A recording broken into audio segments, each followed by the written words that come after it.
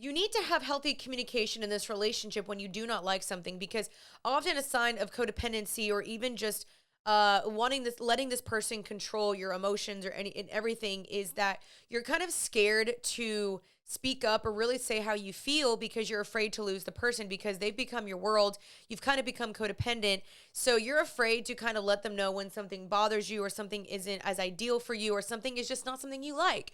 Maybe, he only wants to talk once a day, and you're scared to ruffle feathers, so you keep letting it happen, but you don't feel cared or seen, or like like that's just a way that feeds your love language. So instead of saying something, you just start getting resentful, and you're like, oh, I don't really want to say anything, because again, you become so scared of ruffling feathers or causing a conflict, when healthy conflict is actually extremely important in a relationship. And so I think it's important to kind of communicate, hey, babe, I know we only talk one time a day. For me to feel really valued, or for me to feel like I'm in a good, healthy relationship, I'd love to talk 2 times a day, or even just text throughout the day. How does that sound to you? Would you be open to doing that? And if he's kind of like, no, frick you, screw that, then you can say, okay, well, I really think I need to be able to move forward, and maybe find someone that can kind of really feed, those types of love languages that I have, or that really is willing to kind of care for that. If that's not you, that's okay. And so another thing is that, you got to be able just to communicate when things aren't good. So if you're like, hey, I really need a day to myself, and he gets mad at you, well, that's a red flag on him, because you should be able to say no. If he says, hey, can we hang out? And you need to communicate, I'm just not feeling the best today, or I just don't really want to hang out today.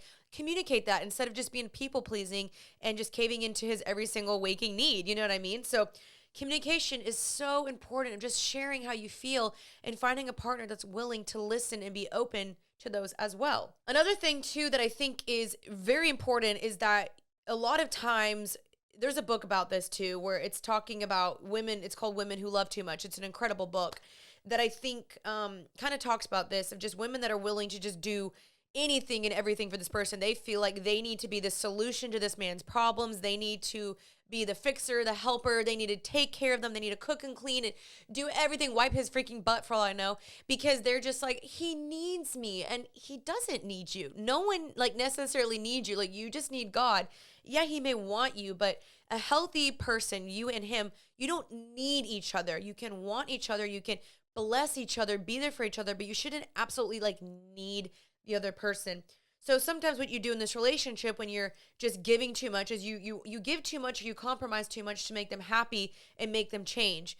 And again, that's just unhealthy. So again, this goes back to kind of the communication, or just expressing like, I don't like that. Like, I don't really actually want to go there, but instead you cave to his needs, and you're like, okay, sure. Yeah, we can do that. We can do that.